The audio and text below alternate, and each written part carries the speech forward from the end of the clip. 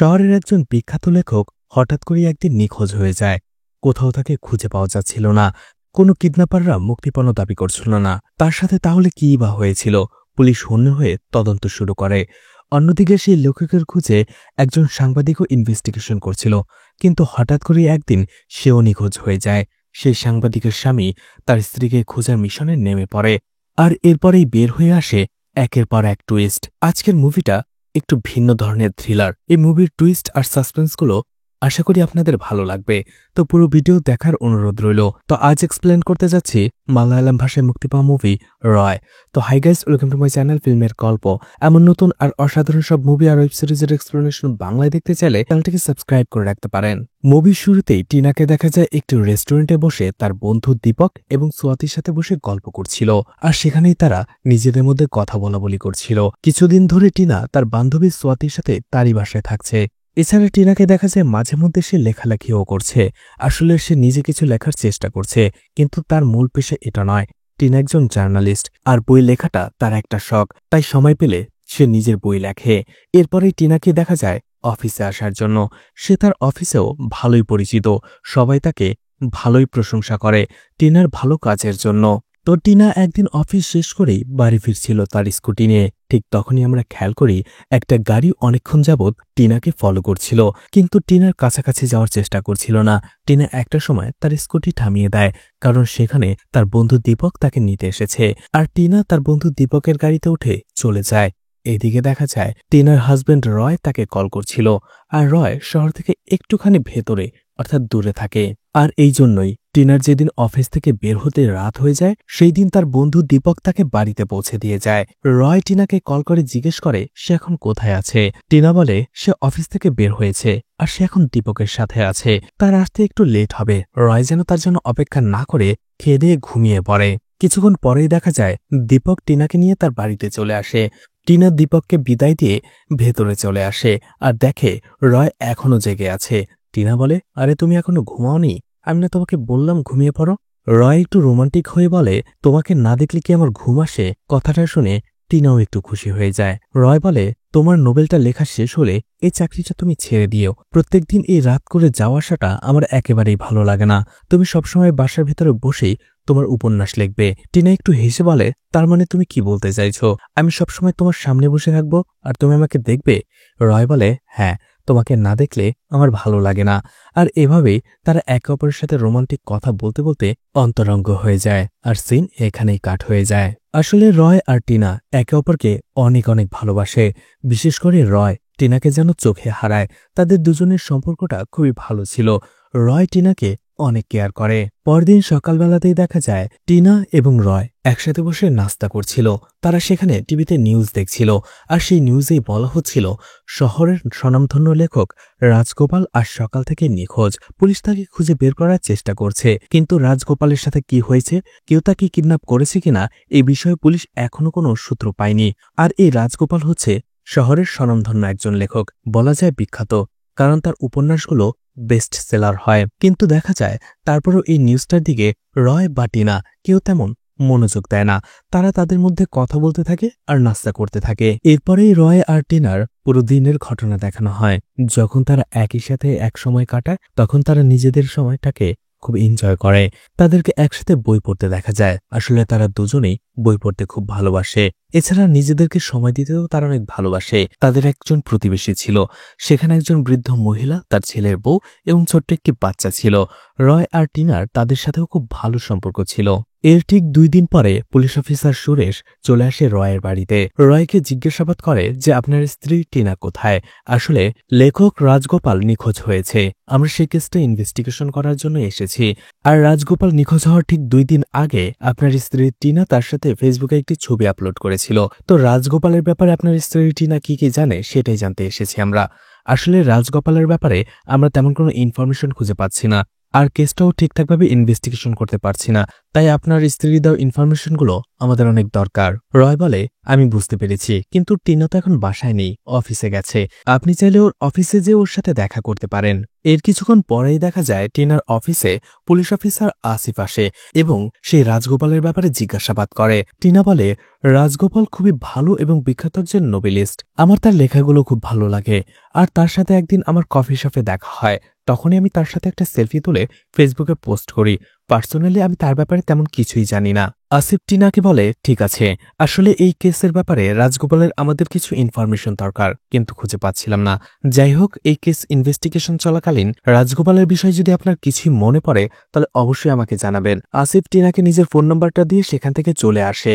আসিফ সেখান থেকে যাওয়ার পরে টিনার বস তার সাথে দেখা করতে আসে আর বলে, আমিও শুনেছি রাজগোপাল মিসিং হয়েছে, আর সে তো খুব বিখ্যাত লেখক। আমাদের এই সুযোগটা কাজে লাগানো দরকার। তুমি রাজগোপালের মিসিং হওয়ার কেসটা নিয়ে ইনভেস্টিগেশন করো আর সেটার উপরে একটা রিপোর্ট লেখো।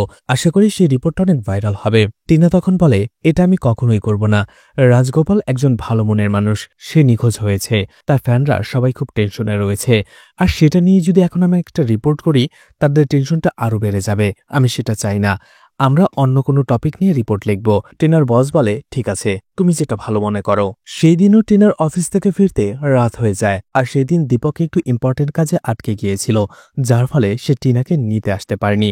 আর এই জন্য টিনা এতদূর একা যাওয়ার রিস্কটাও নেয়নি। টিনার অফিস থেকে একটু দূরেই তার বান্ধবী সোয়াতির একটি ফ্ল্যাট ছিল। টিনা ঠিক করে সেদিন সে সোয়াতির ফ্ল্যাটে থেকে যাবে। সেই ফ্ল্যাটে যাওয়ার পরে সে তার হাজবেন্ড রয়কে কল করে এবং দীপকের না আসার ব্যাপারটা আর সোয়াতি ফ্ল্যাটে থাকার ব্যাপারটা রয়কে খুলে বলে। রয় বলে, ঠিক আছে, তুমি খেয়ে দিয়ে ঘুমিয়ে পড়ো, আর সকালে উঠেই আমাকে কল করবে। রয় ফোন রেখে দেয়। এদিকে টিনা আর সোয়াতিকে দেখা যায় একসাথে ডিনার করে তারাও ঘুমাতে চলে যায়। রয় একাই ঘুমানোর চেষ্টা করছিল, কিন্তু টিনাকে ছাড়া তার কোনোভাবেই ঘুম আসছিল না। ঠিক তখনই তার জানালায় কেউ টোকা দেয়। জানালা খুলতেই জানালার সামনে একটি মেয়ে দাঁড়িয়েছিল।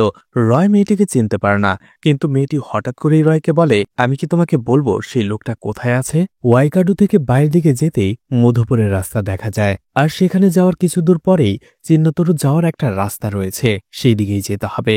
আর এর কিছু দূর পরেই তুমি একটা বোট দেখতে পাবে, যে বোটের ভেতরে হাতির ছবি আঁকা রয়েছে। ডান দিকে জঙ্গল দেখতে পাবে, আর বাদিকে পুরাতন একটা বাড়ি। সেই পুরাতন বাড়ির ভেতরেই সবাইকে বন্দি বানিয়ে মেরে ফেলা হয়েছে। কথাটা শুনে রয় অবাক হয়ে যায়। সে প্রথমে ভেবেছিল মেয়েটি হয়তো রাজগোপালের কথা বলছে, কিন্তু এখানে মেয়েটি শুধু রাজগোপাল নয়, কয়েকজন লোকের কথা বলেছে। কিন্তু এই মেয়েটি কে, আর এই মেয়েটি এত সব কথা কি করে জানলো? এসব কথা ভাবতে ভাবতে রয়ের চোখ পড়ে তার বেডের পাশের টেবিলের উপরে। সে দেখতে পায় সে আজকে ট্যাবলেট খেতে ভুলে গেছে। ঠিক তখনই আবারও যখন জানালার দিকে তাকায়, তখনই রয় দেখতে পায় সেই মেয়েটি সেখানে আর নেই। রয় বুঝতে পারে সেই মেয়েটিকে সে হ্যালুসিনেশন করেছে।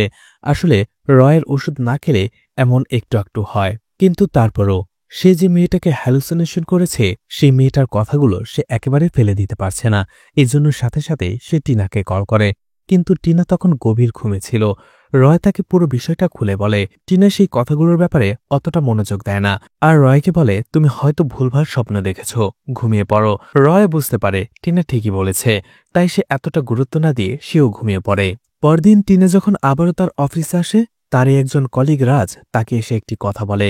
রাজ বলে, তার বন্ধু রাজগোপালকে যেদিন সে মিসিং হবে সেদিন ওয়াইপাডু থেকে একটি বাসে উঠতে দেখেছে, আর সেই বাসটার শেষ গন্তব্য হচ্ছে কেরালার শেষ পয়েন্টে। রাজের এই কথাগুলো শুনে সাথে সাথেই টিনা গুগলে সেই লোকেশনটা সার্চ করে আর দেখতে পায় ওই লোকেশনটাতে কয়েকটা গ্রাম রয়েছে। আর ঠিক তখনই টিনার মনে পড়ে গতকাল রাতে রয়ের কলের। রয় যেখানে বলেছিল একটি মেয়ে তাকে একটা লোকেশন বলেছে যেখানে কয়েকজনকে কিডন্যাপ করে রাখা হয়েছে। কথাটা মনে পড়ার সাথে সাথেই রয়কে কল করে টিনা, আর গতকাল রাতের স্বপ্নের ব্যাপারে জিজ্ঞেস করে। রয় বলে, আমার তেমন কিছু মনে নেই, আমার শুধু মনে আছে একটি মেয়ে জানালা দিয়ে এসে টোকা দিয়েছিল আমাকে, আর আমাকে একটা লোকেশনের কথা বলেছে। এছাড়া আমার আর কিছুই মনে নেই। এরপরে টিনা সেই জায়গার একটা লোকেশন তৈরি করে, কয়েকটা জায়গা সিলেক্ট করে এবং একটা ম্যাপ তৈরি করে। আর এরপরে সিদ্ধান্ত নেয় এবার সে নিজেই রাজগোপালকে খুঁজে বের করতে বের হবে। আর এই জন্য সে ফেসবুকে একটি স্ট্যাটাস দেয়, নতুন কিছু খুঁজে বের করার জন্য রওনা হলাম। এরপরে টিনা তার বান্ধবী সোয়াতির বাড়িতে আসে, তার প্রয়োজনীয় জিনিসপত্র নিয়ে বের হয়ে পড়ে। আর রাস্তায় আসার পরে সে দীপককে কল করে আর বলে, আমি একটি নতুন গন্তব্যের উদ্দেশ্যে রওনা হচ্ছি, সেখান থেকে ফিরে এসে বাকি কথা হবে তোমার সাথে। আসলে তার বন্ধু দীপক একটি পাবলিকেশন হাউস চালানোর পাশাপাশি একটি ক্যাফে চালায়। টিনা তার প্রথম উপন্যাস দীপকের পাবলিকেশন থেকেই প্রকাশ করতে চাইছিল, আর সে এখান থেকে ফিরে এসে সেই উপন্যাস প্রকাশ করার ব্যাপারেই দীপকের সাথে কথা বলবে। এরপরেই টিনা রয়কে কল করে আর একই কথা বলে, আমি একটা নতুন সফরে যাচ্ছি, 2 থেকে 3 দিন পরে আসব। রয় কথাটা শুনে তাকে জিজ্ঞেস করে, তুমি কোথায় যাচ্ছ, লোকেশন বলে যাও। টিনা তার লোকেশন বলে, কিন্তু ওই সময়টাতে নেটওয়ার্ক খারাপ থাকায় কোন লোকেশনের কথা বলেছে সেটা রয় শুনতে পায় না। টিনা ফোন কেটে দেয়, কারণ তখন তার বাস চলে এসেছিল। টিনাকে দেখা যায় ওয়াইকাডুর বাসে উঠে চলে যাওয়ার জন্য। তখনই দেখা যায় সেই বাসটার পেছনে পেছনে টিনাকে এখন অব্দি ফলো করে যাচ্ছিল সেই দিন রাতে সেই গাড়িটা। এরপরেই টিনাকে দেখা যায় সে তার লোকেশনের অনুযায়ী জঙ্গলের একটা রাস্তায় পৌঁছে গিয়েছিল, কিন্তু দেখা যায় টিনার পিছু পিছু সেই গাড়িটা এখনো তাকে ফলো করে সেই জঙ্গলের রাস্তায় পৌঁছে গিয়েছিল। কিন্তু টিনা সেই গাড়িটাকে খেয়াল করে না, অতটা গুরুত্বও দেয় না। টিনা জঙ্গলের ভেতরে যেতে থাকে। ঠিক তখনই টিনার মনে হতে থাকে তার পেছনে কেউ রয়েছে, তাকে কেউ ফলো করছে। যখনই টিনা পেছনের দিকে তাকাতে যাবে তখনই কেউ তাকে হামলা করে বসে, আর সিন এখানেই কাট হয়ে যায়। এদিকে রাতের বেলা রয়কে অনেক টেনশনে থাকতে দেখা যায়, কারণ সারাদিনেও টিনা তাকে একবারও মেসেজ বা কল করেনি। আর এমনটা হতেই পারে না, টিনা যত ইম্পর্টেন্ট কাজই করুক না কেন সে রয়কে মাঝে মাঝেই মেসেজ বা কল করত, কিন্তু আজকের দিনটা একেবারেই ভিন্ন। রয়ের এই উদ্বিগ্নতা দেখে তার প্রতিবেশীরাও বলে, টেনশন করো না, টিনা ঠিকঠাকভাবে ফিরে আসবে। রয় বলে, আমার টেনশন সেটা নিয়ে নয়, আমার টেনশনটা হচ্ছে অনেকক্ষণ যাবতই টিনার ফোন অফ, আর এটা কোনোভাবেই ভালো লক্ষণ নয়। রয় অনেক কষ্টে সেই রাতটা পার করে টেনশনেই, কারণ টিনা এখনও তার ফোন অন করেনি বা তাকে কল করেনি। পরদিন সকালবেলাতেই রয় চলে যায় থানায় এবং মিসিং কমপ্লেন লেখাতে চায়। তখনই পুলিশ অফিসাররা রয়কে এসআই আজাদের কাছে পাঠিয়ে দেয়। রয় বলে, আমার স্ত্রী গতকাল কোনো একটা সফরে যাওয়ার জন্য বের হয়েছে, কিন্তু লোকেশনটা কোথায় আমি ঠিক বলতে পারছি না। আর সেখানে যাওয়ার পর থেকেই তার ফোন অফ, তার সাথে কোনো যোগাযোগ করা যাচ্ছে না। এসআই আজাদ বলে, ঠিক আছে, সবই বুঝলাম, কিন্তু আপনার স্ত্রী মিসিং হয়েছে এখন পর্যন্ত 24 ঘন্টা হয়নি, আর 24 ঘন্টা হওয়ার আগ পর্যন্ত আমরা কোনো মিসিং রিপোর্ট লেখাতে পারবো না। হয়তোবা আপনার স্ত্রী তার কোনো বান্ধবীর বাসায় গিয়েছে, আর যেহেতু সে সফরে বের হয়েছিল হয়তোবা তার মোবাইলের চার্জ শেষ। আপনি একটু শান্ত হয়ে বসুন, নিশ্চয়ই আপনার স্ত্রী আপনার সাথে যোগাযোগ করবে। কিন্তু রয় পুলিশ অফিসার আজাদকে বলে, না, এমনটা কখনোই হতে পারে না, কারণ তার স্ত্রী এর আগে যতবারই বাইরে গেছে কয়েক ঘন্টা পরপরই সে তাকে মেসেজ দিয়েছে, সব আপডেট দিয়েছে, কিন্তু গতকাল সে সফরের থেকে বের হওয়ার পরে এখন পর্যন্ত সে আমাকে কোনো কল বা মেসেজ করেনি। আমি জানি টিনার সাথে কিছু হয়েছে। আজাদ বলে, ঠিক আছে, কেসটা আমরা দেখব, এরপর আপনাকে জানাবো, এখন আপনি আসতে পারেন। রয় থানা থেকে বের হওয়ার পরে আবারও ভেতরে আসে আর পুলিশ অফিসার আজাদকে বলে, আপনারা এখনো লেখক রাজগোপালকে খুঁজে বের করতে পারেননি। আমি কি ধরে নেব আমার স্ত্রীর বেলাতেও এমনটাই হবে? আপনারা তাড়াতাড়ি তাকে খুঁজে বের করার চেষ্টা করুন। আর আমি জানি আমার স্ত্রী রাজগোপালকেই খুঁজতে গিয়েছে, কারণ রাজগোপালকে কোথায় আটকে রাখা হয়েছে সেটা আমি আমার স্ত্রীকে বলেছিলাম। পুলিশ অফিসার আজাদ বলে, আরে এটা তো ভালো কথা, তুমি আমাকে বলে দাও তাকে কোথায় আটকে রাখা হয়েছে, আমরা সেখানে যেয়ে তোমার স্ত্রী এবং রাজগোপাল দুজনকেই উদ্ধার করব। কথাটা শোনার পরেই রয় একেবারে চুপচাপ হয়ে যায়, কারণ সেই ঠিকানাটা সে কি করে বলবে, সে তো সেই ঠিকানাটা ভুলে গেছে। এই জন্য রয় মাথা নিচু করে সেখান থেকে কিছু না বলেই বের হয়ে আসে। আজাদের কাছেও রয়ের এই বিষয়টা অদ্ভুত লাগে, কিন্তু পুলিশ অফিসার আজাদ তখন তাকে কিছুই বলে না। রয় সেখান থেকে চলে যাওয়ার পরে আজাদ টিনার ফেসবুক প্রোফাইলটা ভালো করে দেখে এবং সে দেখতে পায় টিনা ঠিক একই কথা লিখেছিল, যে সে নতুন একটা সফরে যাচ্ছে। তখন পুলিশ অফিসার আজাদ সুরেশকে বলে টিনার প্রোফাইলটা আরো ভালো করে ঘাঁটতে এবং টিনার আশপাশ থেকে কোনো ইনফরমেশন পাওয়া যায় কিনা সেটাও দেখার জন্য। এদিকে পুলিশ অফিসার আসিফ চলে আসে টিনার অফিসে এবং টিনার বসের সাথে কথা বলে। আসিফ টিনার বসকে জিজ্ঞেস করে, আপনার কাছ থেকে টিনা কি বলে ছুটি নিয়েছে? টিনার বস বলে, আসলে টিনা কিছুই বলেনি, সে শুধু এমনিতেই 2 দিনের ছুটি চেয়েছিল, আমিও তাকে ছুটি দিয়েছি। আর টিনার ক্ষেত্রে এমনটাই হয়, অফিসের সবাইকে এইভাবে ছুটি দেওয়া না হলেও টিনার ক্ষেত্রে দেওয়া হয়, কারণ টিনার হাতের লেখা খুব ভালো, তার লেখা গল্পগুলো আর্টিকেলগুলো অনেকেই পড়ে, আর টিনার এই লেখালেখির জন্য তাকে স্পেস দিতে হয়, যার ফলে টিনা এমনটা অনেক সময়ই করে। 2-1 দিনের ছুটি নিয়ে কোথাও বের হয়ে যায়, 2-1 দিন পর আবার ফিরে আসে। এবারেরটাও আমি একই রকম মনে করেছিলাম যে টিনা হয়তোবা 2-1 দিন পরে আবারও ফিরে আসবে। এরপরে আসিফ অফিসে টিনার কলিগদের সাথেও কথা বলে। তারাও সবাই একই কথা বলে যে টিনা মাঝে মধ্যেই 2-1 দিনের জন্য এভাবে ট্রিপে চলে যায়, আবার 2-1 দিন পরে একাই ফিরে আসে। আপনি টেনশন করবেন না। এরপরে আসিফ খবর নিয়ে জানতে পারে যে টিনার বান্ধবী সোয়াতির কথা। আসিফ সোয়াতির বাসায় চলে আসে তার সাথে কথা বলার জন্য। সোয়াতি বলে, হ্যাঁ, সেদিন অফিসের পরে সে আমার বাসায় এসেছিল আর ব্যাগপত্র নিয়ে গিয়েছিল। আমি তাকে জিজ্ঞেস করাতে সে বলেছে সে ট্রিপে গিয়েছিল। এর বেশি আমি কিছুই জানি না। তখন সোয়াতি আরো বলে, আপনি টেনশন করবেন না, আসলে রয় টিনাকে একটু বেশি ভালোবাসে, তাই টেনশন থেকেই কমপ্লেনটা করে ফেলেছে। আসিফ টিনার বাবা মার ব্যাপারে জিজ্ঞেস করে সোয়াতিকে। সোয়াতি বলে, ছোটবেলায় টিনার মা মারা গিয়েছিল। টিনার বাবা আরও একটি বিয়ে করে জার্মানে সেটেল হয়ে গেছে, আর টিনা রয়কে বিয়ে করে এখানেই থাকে।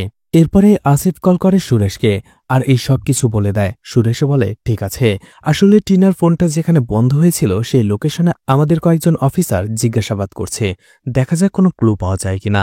এদিকে আজাদ এবং সুরেশকে দেখা যায় তারা একজন অপরাধীকে ধরতে যাচ্ছিল। তারা সেখানে রাজেশ নামের একজন অপরাধীকে ধরতে এসেছিল, কিন্তু সেখানে আসার পরে দেখতে পায় সেই অপরাধী আগেই পালিয়ে গেছে।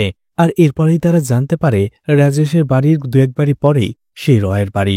তখন সুরেশ সেখানে যে আশেপাশে কয়েকজন লোকের সাথে কথা বলে এবং রয়ের ব্যাপারে কিছু ইনফরমেশন বের করে নিয়ে আসে। সুরেশ সিআই আজাদকে বলে, রয় এখানে তার স্ত্রী টিনাকে নিয়ে একাই থাকে, তার বাবা মা মারা গেছে।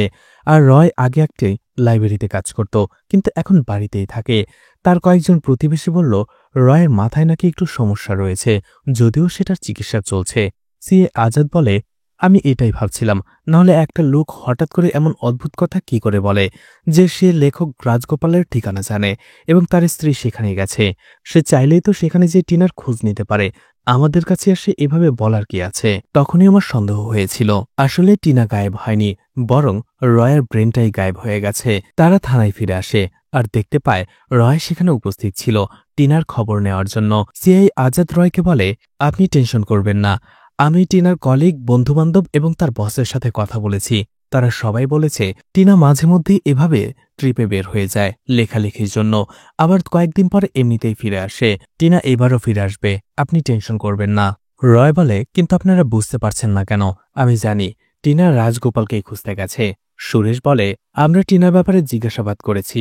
টিনা নিজেই বলেছিল যে সে রাজগোপালকে ভালো করে চেনে না, তাহলে সে রাজগোপালকে খুঁজতে কেনই বা যাবে? তখন রয় তাকে রাজগোপালের একটি বই দেখায় আর বলে, এই যে দেখুন, এটার ভিতরে রাজগোপালের সিগনেচার করা রয়েছে, আর এটা রাজগোপাল টিনাকে দিয়েছিল। টিনা যদি রাজগোপালকে ভালো করে নাই চিনবে, তাহলে রাজগোপাল তাকে এই বইটা কেন দেবে? সে আজাদ বলে, তার মানে টিনা আমাদের কাছে মিথ্যে বলেছে।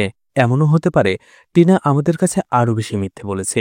এমনও হতে পারে টিনা তোমাকেও মিথ্যে বলেছে, কারণ টিনা খুব ইয়াং বয়সী একটি মেয়ে, সোশ্যাল মিডিয়াতে সে খুব অ্যাক্টিভ, এছাড়া সে দেখতেও সুন্দর। আর টিনার থেকে তোমার বয়স অনেকটা বেশি, তাই হয়তো টিনা অন্য একটা রিলেশনে জড়িয়ে গেছে, হয়তোবা তোমার থেকে মুক্তি পাওয়ার জন্য সে ট্রিপের নাম করে কোথাও বের হয়ে গেছে। তাই তুমি তোমার স্ত্রীর কথা চিন্তা করা বাদ দাও আর আমাদের এভাবে টেনশন দেওয়াটাও বন্ধ করো, বাসায় চলে যাও। রয় প্রচণ্ড রেগে যায়, কিন্তু তারপরও সেখানে নিজেকে সামলে কোনো কিছু না বলেই রয় সেখান থেকে চলে আসে। রাতের বেলায় রয় গাড়ি নিয়ে একটি হসপিটালের সামনে আসে আর সেখানে গাড়ি থামিয়ে বসে থাকে।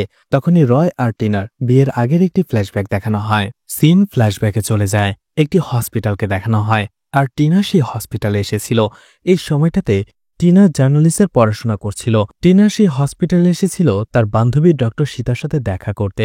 এছাড়া টিনা এবং তার বান্ধবী সীতা দুজনে একই ফ্ল্যাটেই থাকত। তখন সীতা তখন রোগী দেখছিল, এই জন্য টিনা বাইরে অপেক্ষা করতে থাকে তার সাথে কথা বলার জন্য। ঠিক তখনই টিনা দেখতে পায় একটু দূরেই রয় সেখানে বসেছিল আর একটি রোমান্টিক গল্পের বই পড়ছিল।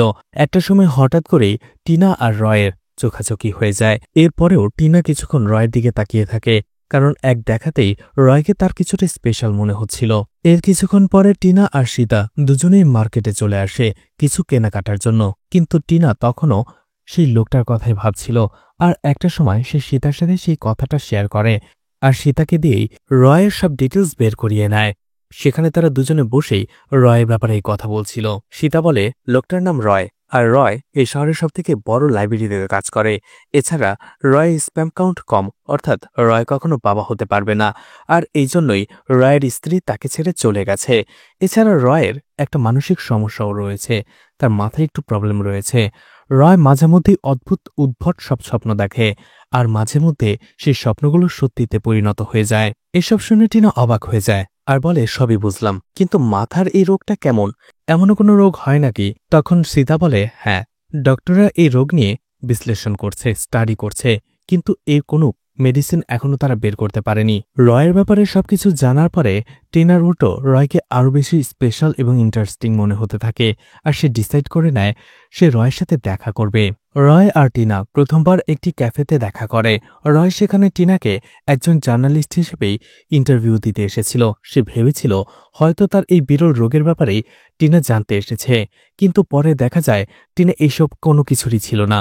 সে বরং তার সাথে এমনিতেই দেখা করতে এসেছে। আর এভাবেই তাদের ভেতরে কথা বাড়তে থাকে, দেখা সাক্ষাৎ বাড়তে থাকে, আর ধীরে ধীরে তারা একে অপরের বন্ধু হয়ে যায়, কাছে চলে আসে। যদিও দুইজনের বয়সের পার্থক্যটা অনেকই ছিল, এছাড়া রয়ের আগেও বিয়ে হয়েছিল, কিন্তু তারপরও সব বাধা অতিক্রম করে তারা একে অপরের কাছে চলে আসে। তাদের বন্ধুত্বটা ভালোবাসায় পরিণত হয়। তাদের দুজনের সম্পর্কটাই ধীরে ধীরে অনেক গভীর হয়ে যায়, কারণ রয়ের পছন্দ অপছন্দ টিনার পছন্দ অপছন্দের সাথে একেবারে মিলে যায়। কয়েকদিন পরে টিনা রয়ের বাড়িও দেখতে যায়, সেটাও টিনার অনেক পছন্দ হয়, আর যার ফলে তাদের ভালোবাসাটা গভীর হয়ে যায়। আর সেই রাতে প্রথমবারের মতো তারা ঘনিষ্ঠ হয়, কিন্তু পরদিন সকালবেলাতেই রয় টিনাকে তার মেডিকেল ফাইলগুলো দেখায় আর বলে, আমি সম্পূর্ণরূপে সুস্থ নই, কারণটা হচ্ছে আমার ভুলে যাওয়ার রোগ রয়েছে। এছাড়া আমি মাঝে মধ্যেই উদ্ভট সব স্বপ্ন দেখি, আর সেগুলো বাস্তবেও পরিণত হয়ে যায়। তাই আমাকে সহ্য করা সবার কাম্য নয়, কারণ আমার আশেপাশের লোকগুলোকে আমি অনেক বেশি বিরক্ত করি। এই জন্য আমার আশেপাশের কাছের লোকগুলো আমাকে ছেড়ে সবাই চলে গেছে, তাই আমি একাই থাকার সিদ্ধান্ত নিয়েছি। কিন্তু হঠাৎ করে তুমি আমার জীবনে চলে আসলে। কিন্তু টিনা তো রয়কে সত্যি সত্যি ভালোবাসত। এই জন্য টিনা রয়কে বলে, তুমি এত টেনশন করো না, আসলে জীবন আমাদের একটাই, আর সেই জীবনে আমরা যেটাই পাই না কেন সেটাকে হাসি মুখে মেনে নিয়ে জীবনটাকে উপভোগ করাই শ্রেয়। তুমি টেনশন করো না, আমি তোমার এমন খেয়াল রাখবো যে তুমি কখনো আমাকে ভুলতেই পারবে না। আর সেই দিন থেকে তারা দুজনে সিদ্ধান্ত নেয় তারা বিয়ে করবে এবং সারা জীবন একসাথে থাকবে। ঘটনা বর্তমানে চলে আসে। রয় তখনও গাড়ির ভেতরেই ছিল। এরপরে রয় চলে আসে টিনার সেই পুরাতন বান্ধবী ডক্টর সীতার সাথে দেখা করতে। রয় সেখানে সীতাকে টিনার মিসিং হয়ে যাওয়ার ব্যাপারে বলে। এছাড়া সে যখন পুলিশ স্টেশনে গিয়েছিল, পুলিশরা যে টিনার ব্যাপারে বাজে বাজে কথা বলেছে, যে টিনা তাকে ছেড়ে অন্য ছেলের হাত ধরে পালিয়ে গেছে, এর সবকিছু সে সীতাকে বলে। সীতা বলে, তুমি কি পাগল হয়েছ? তুমি তো জানো টিনা তোমাকে কতটা ভালোবাসে, আর সে শুধুমাত্র তোমার জন্যই একা থাকার সিদ্ধান্ত নিয়েছিল। সবকিছু ছেড়ে সে তোমার কাছে চলে এসেছে। তাই তুমি টিনার ভালোবাসাকে কখনো সন্দেহ করো না। যেহেতু পুলিশ এই কেসটাকে গুরুত্ব দিচ্ছে না, তাই তোমাকেই টিনাকে খুঁজে বের করতে হবে। টিনাকে খোঁজার জন্য ইন্সপায়ার করতে থাকে। রয় তখনই সীতার কাছ থেকে বিদায় নিয়ে সরাসরি সিআই আজাদের বাড়িতে চলে আসে, আর আজাদকে বলতে থাকে, তোমরা যেটা ভাবছো সেটা ভুল। টিনা আমাকে অনেক বেশি ভালোবাসে, আর টিনা আমাকে ছেড়ে কোথাও যাবে না। তোমরা টিনাকে খুঁজে বের করছো না, তাই তো আমি টিনাকে খুঁজে বের করব। এদিকে পুলিশ আবারও টিনার ফেসবুক প্রোফাইল ভালো করে ঘাটে, তার অনেক আগের পোস্টগুলো তারা সার্চ করে, আর এরপরেই সেখান থেকে টিনার ঘনিষ্ঠ বন্ধুবান্ধবদের ঠিকানা বের করে, তাদেরকে জিজ্ঞাসাবাদ করে। এদিকে রয়কে দেখা যায় যে গাড়ি দিয়ে কোথাও যাচ্ছিল। রয় সবসময় তার সেই স্বপ্নের কথাই ভাবছিল, মেয়েটি তাকে কোন ঠিকানার কথা বলেছে, কিন্তু সে এখনও মনে করতে পারছে না। রয় এরপরে টিনার অফিসে চলে যায়, তার বসের সাথে কথা বলে, কিন্তু তার বস রয়কে বলে, তুমি টেনশন করো না, টিনা কয়েকদিনের মধ্যে দেখবে ঠিক ফিরে আসবে। এরপরে রয় টিনার বন্ধু দীপকের সাথে কথা বলে, আর এখান থেকে তাদের কথা থেকে আমরা জানতে পারি টিনা যে উপন্যাসটা লিখছিল সেটা রাজগোপালকেই নিয়ে। রয় দীপককে বলতে থাকে, আমার মনে হয় টিনা রাজগোপালকে খুঁজতে যেই নিখোঁজ হয়েছে। আর টিনা যেহেতু রাজগোপালকে নিয়ে উপন্যাসটা লিখছিল, তাহলে তো রাজগোপালের ব্যাপারে সে অনেক কিছুই জানে, ভালো করেই জানে। কিন্তু আমি বুঝতে পারছি না টিনা পুলিশে মিথ্যে কেন বলেছে যে সে রাজগোপালকে চেনে না। এমনকি টিনা সেই রাজগোপালের উপন্যাসটা তোমার পাবলিকেশন হাউস থেকে প্রকাশ হওয়ার কথা ছিল, তাই তো? তুমি কি রাজগোপালের ব্যাপারে কিছু জানো? দীপক বলতে থাকে, সেই উপন্যাসটা তো সামনের মাসেই প্রকাশ হওয়ার কথা ছিল। বইটা অনেকটা কমপ্লিট হয়ে গেছে, শুধুমাত্র শেষের একটু অংশ বাকি রয়েছে। আমার মনে হয় টিনা যদি রাজগোপালের ব্যাপারে কিছু জেনেই থাকে, অবশ্যই সে সেই বইতে লিখবে, আর হয়তোবা সেই বইটাই হচ্ছে টিনা এবং রাজগোপালের মিসিং হওয়ার পেছনের কারণ। হয়তো সেই বইটাতে এমন কোনো গোপন সত্যি লুকিয়ে আছে যেটা বের হলে অনেকের অসুবিধা হতে পারে, তাই সেই বইটা প্রকাশিত হওয়ার আগেই তাদের দুইজনকে নিখোঁজ করে ফেলা হয়েছে। কিন্তু এসব কিছু যে সত্যি হতে পারে আমার কোনো ধারণা নেই, আমি তো শুধুমাত্র অনুমান করলাম। এরপরে দীপক আর রয় মিলে সোয়াতি বাড়িতে চলে যায়, আর সেখানে টিনার রাখা কিছু বই ফাইলপত্র ছিল সেগুলো রয় নিয়ে আসে, তার বাড়িতে নিয়ে আসে এবং সারা রাত ধরে সেগুলো পড়ে যদি কোনো ক্লু পাওয়া যায়। কিন্তু কোনো কিছুতেই কিছু হয় না। রয় সেখানে ঘুমিয়ে পড়ে। পরদিন সকালবেলাতে সে উঠে দেখে পুলিশ তার বাড়ির আশেপাশে উকিঝুঁকি মারছে, কিছু একটা খোঁজার চেষ্টা করছে। এতে রয় রেগে যায় আর সিআই আজাদ আর সুরেশকে ডাকে আর বলে, যারা মিসিং হয়েছে তাদের খুঁজে বের করুন। আমার বাড়ির আশেপাশে এভাবে উকিঝুঁকি কেন মারছেন? আমি জানি রাজগোপাল আর টিনা মিলে যে বইটা লিখছিল সেটার ভেতরে এমন কোনো সত্যি বা রহস্য লুকিয়ে আছে যেটা প্রকাশ হলে বা বাইরে আসলে অনেকের ক্ষতি হতে পারত। আর তারা চাইছে না এই বইটা পাবলিশ হোক, আর এই জন্যই তারা প্ল্যান করে রাজগোপাল আর টিনাকে কিডন্যাপ করিয়েছে। সিআই আজাদ বলে, তুমি তোমার স্বপ্নের দুনিয়া থেকে বাইরে বের হয়ে আসো। গতকাল রাতেই রাজগোপাল তার বাড়িতে ফিরেছে। সে আসলে কয়েকদিনের জন্য তার এক আত্মীয়ের বাড়িতে গিয়েছিল, কিন্তু পথের মধ্যে সে এক ছিনতাইকারীর খপ্পরে পড়ে, যার ফলে সে অসুস্থ হয়ে যায় সেই ছিনতাইকারীর হামলায়, আর এখন সে হসপিটালে অ্যাডমিট আছে। এইসব কথা বলার পরে আজাদ আর সুরেশ সেখান থেকে চলে আসে। পুলিশ যাওয়ার পরে পুলিশের কথাগুলো আরও একবার রিক্যাপ করে রয়। রয় বলতে থাকে, রাজগোপাল তার আত্মীয়ের বাড়িতে গিয়েছিল, সেখানে ছিনতাইকারীর কবলে পড়ে গুরুতর অসুস্থ হয়ে হসপিটাল অ্যাডমিট। কথাগুলো কেমন যেন বেখাপ্পা লাগছে। টিভিতে রয় নিউজ দেখতে পায় যেখানে রাজগোপাল ফিরে এসেছিল, কিন্তু তার স্ত্রী টিনা এখনও ফিরে আসেনি, আর এটা রয়ের জন্য অনেক বেশি চিন্তার বিষয়। যাই হোক, রয় রাতের বেলা ঘুমিয়ে পড়ে, কিন্তু মাঝরাতে হঠাৎ করেই তার দরজায় কেউ নক করে। দরজা খুলতেই একজন বৃদ্ধ লোক রয়ের সামনে দাঁড়িয়েছিল। সেই বৃদ্ধ লোকটা রয়কে বলে, আমাকে রাজগোপাল পাঠিয়েছে। রাজগোপাল আসলে তোমার সাথে কথা বলতে চায়, আর আমাকে পাঠিয়েছে তার কাছে তোমাকে নিয়ে যাওয়ার জন্য, কারণ সে হসপিটালে, এখানে আসতে পারবে না। রয় বলে, ঠিক আছে চলুন। এরপরেই সে বৃদ্ধ লোকটা রয়কে হসপিটালে নিয়ে যায়, কিন্তু সে তাকে পেছনের গেটে নিয়ে যায়, আর পেছনের গেটে একটা এটিএম ছিল। লোকটা রয়কে সে এটিএমের ভেতরে ঢুকে সেটার ভেতরে থাকা একটা দরজা দিয়ে পেছনের গেট দিয়ে হসপিটালে নিয়ে যায়, আর সেখানে রাজগোপালকে তার সাথে কথা বলিয়ে দেয়। রাজগোপাল তখন কথা বলার মতো অবস্থায় ছিল। রাজগোপাল রয়কে বলে, তুমি টিনাকে তাড়াতাড়ি খুঁজে বের করো, আর সেই বইটা তাড়াতাড়ি পাবলিশ করতে বলো, কারণ এই বইটা পাবলিক হলে অনেকের মুখোশ খুলে যাবে, অনেকে পালাতে বাধ্য হবে। পরদিন সকালবেলাতেই রয় থানায় চলে আসে আর সিআই আজাদকে পুরো ঘটনা খুলে বলে যে গতকাল রাতে তার কাছে একজন বৃদ্ধ লোক এসেছিল এবং সেই বৃদ্ধ লোকের সাথে যেয়ে সে রাজগোপালের সাথে কথা বলেছে, আর রাজগোপাল এখন অনেকটাই সুস্থ। রাজগোপাল তাকে নিজে বলেছে রাজগোপাল আর টিনা মিলে যে বইটা লিখছিল সেটা প্রকাশ হলে অনেক সত্যি বের হয়ে আসবে, যেটা অনেককেই ডুবিয়ে দেবে, আর এই জন্য অনেকেই চাইছে না এই বইটা প্রকাশ হোক। রাজগোপাল নিশ্চয়ই টিনার ব্যাপারে কিছু জানে, আপনি যে তাকে জিজ্ঞাসাবাদ করুন। কিন্তু হসপিটালে আসার পরে সিআই আজাদ এবং রয় মিলে দেখতে পায় রাজগোপালের অবস্থা মুমূর্ষ, সে কথা বলার মতো অবস্থায় নেই, তাকে অক্সিজেন মাস্ক পরিয়ে রাখা হয়েছে। রয় অবাক হয়ে যায়। এরপরে রয় নিচে আসে আর হসপিটালের পেছনে সেই এটিএম বুথটা দেখে, যেটার ভেতরে কোনো দরজা ছিল না হসপিটালে ঢোকার জন্য। তখনই রয় বুঝতে পারে গতকাল রাতের সব ঘটনা সে আসলে স্বপ্নে দেখেছিল। সিআই আজাদও রয়ের কাছে আসে, সে প্রচণ্ড রেগেছিল আর বলে, আপনি আমাদের মিথ্যে বলেছেন। রাজগোপাল তো একটা কথা বলার মতো অবস্থা নেই, আর আপনি বলছেন সে আপনাকে এতগুলো কথা বলছে। রয় কোনোভাবেই আজাদকে বিশ্বাস করাতে পারে না যে এগুলো সে স্বপ্নে দেখেছে আর রাজগোপাল তাকে সত্যিই বলেছে। সিআই আজাদ রয়কে তখন অন্য একটা জায়গায় নিয়ে আসে। আজাদ সেখানে রেগে যায় আর সুরেশকে বলে, আমার প্রথম দিনই দরকার ছিল এই কেসটা ক্লোজ করে দেওয়ার, এই ধরনের কেসে কোনো ভ্যালু নেই। তখন রয় রেগে গিয়ে বলে, আসলে আপনার ইগো হার্ট হয়েছে, আমি আপনাকে সেদিন বলেছিলাম যে আপনি টিনাকে খুঁজতে পারবেন না, এই জন্য আপনি রেগে যাচ্ছেন। সুরেশ বলে, তুমি সেই দিন কবে আবার আজাদ স্যারের সাথে দেখা করলে? রয় বলে, আমি তার বাড়িতে গিয়েছিলাম, রাতে আমি তার সাথে কথা বলেছি। সুরেশ বলে, তুমি কি পাগল হয়ে গেছো? স্যার তো একটি ফ্ল্যাটে থাকে, আর সেই ফ্ল্যাটে কিছু সিকিউরিটি প্রোটোকল রয়েছে, তুমি তো আর এমনিতে ঢুকে যেতে পারবে না। রয় বিশ্বাস করছিল না, তাই সুরেশ তাকে সিআই আজাদের ফ্ল্যাটে নিয়ে যায়। রয় দেখতে পারে সে সেই দিন যেখানে সিআই আজাদকে দেখেছিল আর এই জায়গাটা একেবারেই ভিন্ন। রয় আবারও বুঝতে পারে গাড়িতে বসে বসে আবারও সে স্বপ্নে দেখেছিল। এরপরেই সুরেশ রয়কে তার বাড়িতে পৌঁছে দেয়, কিন্তু রয় সেখান থেকে আসার আগে সুরেশকে বলে, আমি টিনার বান্ধবী সীতার সাথে দেখা করেছিলাম, আর ভালোই হয়েছে, কারণ আমি যে হতাশায় ভুগছিলাম সেটা সেটা আমাকে দূর করে দিয়েছে। সে আমার মধ্যে কনফিডেন্স ফিরিয়ে দিয়েছে যে টিনা আমাকে ছেড়ে যাবে না, সে আমাকে অনেক ভালোবাসে। হ্যাঁ, আমার ভুলে যাওয়ার স্বভাব রয়েছে, রোগ রয়েছে, অদ্ভুত স্বপ্ন দেখারও রোগ রয়েছে, কিন্তু এটা তো সত্যি যে টিনা কোনো প্রবলেমের মধ্যে পড়েছে।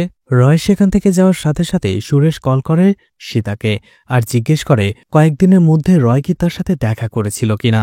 সীতা বলে, আমি তো গত 6 মাস ধরে দিল্লিতে এখানের একটি হসপিটালে কাজ করছি, রয়ের সাথে আমার বর্তমানে কখনোই দেখা হয়নি। সুরেশ টিনার ব্যাপারে বলে সীতাকে, এছাড়া রয় তাকে যেটা বলেছে সেটাও বলে। সীতা বলে, রয় যদি বলে থাকে যে টিনা কোনো প্রবলেমের মধ্যে পড়েছে, তার মানে সেটা সত্যি, কারণ রয় এমন সবকিছু কল্পনা করে বা স্বপ্নে দেখে যেটা সত্যিতে পরিণত হয়। অর্থাৎ সেই আজাদের বাড়িতে যেয়ে তাকে শাসানো, এছাড়া টিনার বান্ধবী সীতার সাথে যেয়ে দেখা করা, এই দুটো ঘটনাই ছিল রয়ের একটা স্বপ্ন মাত্র। সুরেশ যখনই থানায় আসে হঠাৎ করে তার কাছে একটা কল আসে সাইবার সেল থেকে, আর সেখান থেকে জানানো হয় আজকে টিনার ফোনটা কিছুক্ষণের জন্য অন হয়েছিল। তারা লোকেশন ট্রেস করেছে, সেটা চিন্নাডুর কোনো একটা লোকেশনে। সেই এরিয়ার পুলিশ অফিসারকে কল করে সুরেশ, আর সেই পুলিশ অফিসারের নাম ছিল মানিকরণ।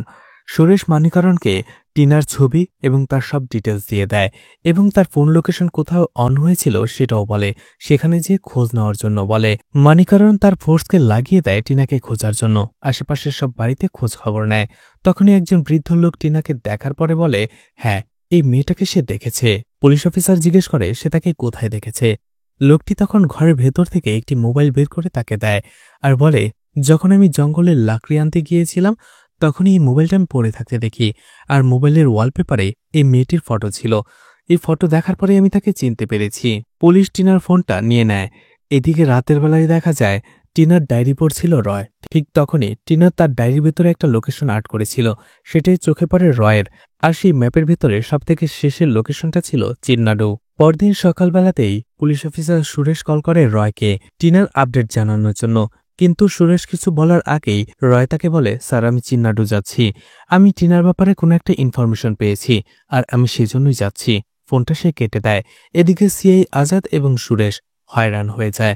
তারা বুঝতে পারে না তারা বলার আগেই রয় কি করে জানলো যে টিনা চিন্নাডুতেই মিসিং হয়েছে, আর সেই লোকেশনের ব্যাপারেই বা সে কি করে জানলো। আজাদ এবং সুরেশ সাথে সাথে সেই জায়গার উদ্দেশ্যে অর্থাৎ চিন্নাডুর উদ্দেশ্যে রওনা হয়। কয়েক ঘন্টার জার্নি শেষে অবশেষে তারা একটা জঙ্গলের কাছে পৌঁছায়, আর সেখানেই তারা রয়ের গাড়িটা পার্ক হয়ে থাকতে দেখে। তারাও সাথে সাথে নেমে সেদিকেই হাঁটতে শুরু করে। এদিকে রয় যখন জঙ্গলের ভেতর দিয়ে হাঁটছিল, অনেকটা দূর হাঁটার পরে হঠাৎ করে সে একটা বোর্ড দেখতে পায়, যেটার ভেতরে হাতির ছবি আঁকা ছিল, যেমনটা রয়ের স্বপ্নে সে মেয়েটি বলেছিল। সেই বোর্ডের বাইরে যাওয়ার কিছুক্ষণ পরেই রয় একটি পুরাতন বাড়ি দেখতে পায়, যেমনটা রয়কে স্বপ্নে সেই মেয়েটি বলেছিল। সাথে সাথে সেখানে আজাদ আর সুরেশ চলে আসে। সেই বাড়িটা দেখার পরে রয় বলে, স্যার এখানেই রয়েছে টিনা। আজাদ আর সুরেশ সে বাড়ি ভেতরে ঢুকে পড়ে। সেখানে আসার সাথে সাথেই আজাদ আর সুরেশ লোকাল পুলিশের টিম এবং অ্যাম্বুলেন্স ডেকে নিয়েছিল, যদি কোনো সিচুয়েশন হয় তাহলে যেন তারা সামাল দিতে পারে। সেই পুরো বাড়িটা তারা খুঁজে বের করে এবং অবশেষে একটা বদ্ধ রুমে অজ্ঞান অবস্থায় তারা টিনাকে খুঁজে পায়। টিনাকে সাথে সাথে হসপিটাল অ্যাডমিট করা হয়। আজাদ সুরেশকে বলে, খুঁজে বের করো এই বাড়িটা কার আর কারা রয়েছে এর পেছনে। পরদিন সকালবেলাতেই দেখা যায় টিনা আর রয়কে। টিনার জ্ঞান ফিরে। টিনার কাছ থেকে জানতে পারে গত 1 সপ্তাহ ধরে টিনাকে কিছুই খেতে দেওয়া হয়নি, যার ফলে সে অনেক বেশি দুর্বল হয়ে পড়েছে। কয়েকজন লোক তাকে হাত পা বেঁধে সেই বাড়িতেই ফেলে দিয়েছিল না খেয়ে মারার জন্য। হসপিটালে পুলিশ অফিসার আসিফ এবং সুরেশ চলে আসে। আসিফ টিনাকে জিজ্ঞেস করে কি হয়েছিল। টিনা বলে, আসলে আমি সেই জঙ্গলে গিয়েছিলাম রাজগোপাল স্যারকে খুঁজে বের করার জন্য, কিন্তু হঠাৎ করে আমার মনে হলো আমার পেছনে কেউ রয়েছে। পেছনে তাকাতেই কেউ একজন আমার উপরে হামলা করে বসে। আমি তার মুখ দেখতে পাইনি। এরপরে তারা আমাকে সেই বাড়িতে আটকে রাখে, আর আমার ফোনটাও আমার কাছে ছিল না। পুলিশ অফিসার আসিফ টিনাকে জিজ্ঞেস করে, তুমি আর রাজগোপাল স্যার মিলে যে বইটা লিখছিলে সেটার ভেতরে এমন কোনো সত্যি বা রহস্য কি লুকিয়ে আছে যেটা বের হলে বিপদ হতে পারে? টিনা বলে, হ্যাঁ, এমন কিছু সত্যি আর রহস্যের কথা রাজগোপাল স্যার আমাকে বলেছিল, কিন্তু পুরোপুরি বলেনি, কারণ সেগুলো আমরা বইটি শেষে লিখতে চেয়েছিলাম। রাজগোপাল স্যার আমাকে এমন একটা কেসের ব্যাপারে বলছিল যেখানে একের পর এক মানুষেরা নিখোঁজ হয়ে যাচ্ছিল, আর সেটা কোনো হিউম্যান ট্রাফিকিং এর ব্যাপারেও হতে পারে। আর তারা চাইছিল না যে এই বইটাতে এসব কিছু লেখা হোক, আর এই জন্যই হয়তোবা তারা আমাদেরকে আটকে রেখেছিল এবং মরার জন্য সেখানে ফেলে রেখে গিয়েছিল। সবকিছু শোনার পরে আসিফ সেখান থেকে চলে আসে। 2 দিন পরেই দেখা যায় টিনা সুস্থ হয়ে বাড়িতে ফেরে, কিন্তু সিআই আজাদ এবং সুরেশ আবারও তার সাথে কথা বলার জন্য চলে আসে। সিআই আজাদ বলে, আমরা অনেকগুলো মিসিং কেস খুঁজে পেয়েছি যেগুলো রিসেন্টলি হয়েছে এবং সেগুলোর প্যাটার্নও এক। আমাদের ধারণা এই মানুষগুলো যে কোনো একজন মানুষই কিডন্যাপ করেছে বা কোনো একটা গ্রুপ। আমরা তাদের অ্যারেস্ট করতে চাই। আর তোমরা যেহেতু সেই মিসিং কেসগুলোর ব্যাপারে বইতে লিখবে, তাই আমরা আশা করি এই মিসিং কেসগুলোর পেছনে কারা দায়ী, অর্থাৎ কারা কিডন্যাপ করছে সেটাও তোমরা জানো। তাহলে তোমরা আমাদের বলে দাও, এতে করে আমাদের তাদেরকে অ্যারেস্ট করতে অনেক সুবিধা হবে। টিনা বলে, যদি জেনেও থাকি তাহলে সেটা বই পাবলিশ হওয়ার পরেই জানতে পারবেন। সুরেশ এবং আজাদ সেই এরিয়াতে যেসব লোকগুলো মিসিং হয়েছে এবং যাদের প্যাটার্ন একই রকম তাদের ছবি আর ডিটেলস টিনাকে দেয়, আর বলে যদি এটা আপনাদের কোনো কাজে লাগে তাহলে ভালো হবে। পুলিশরা সেখান থেকে যাওয়ার পরে রয় এবং টিনা সেই ফাইলটা দেখতে থাকে, সেসব ছবি দেখতে থাকে। তখনই রয় সেই মিসিং ফাইলগুলোর ভেতরে একটা মেয়ের ছবি দেখতে পায়, আর সেই মেয়েটিকে রয় চিনতে পারে। মেয়েটির ছবি সে টিনাকে দেখায় আর বলে, সেদিন রাতে এই মেয়েটি আমার স্বপ্নে এসেছিল। অর্থাৎ সেই মেয়েটিও হিউম্যান ট্রাফিকিং এর দ্বারা শিকার। যারা মেয়েটিকে কিডন্যাপ করেছিল তারা মেয়েটির অর্গান নিয়ে তাকে সেখানেই মেরে ফেলেছিল।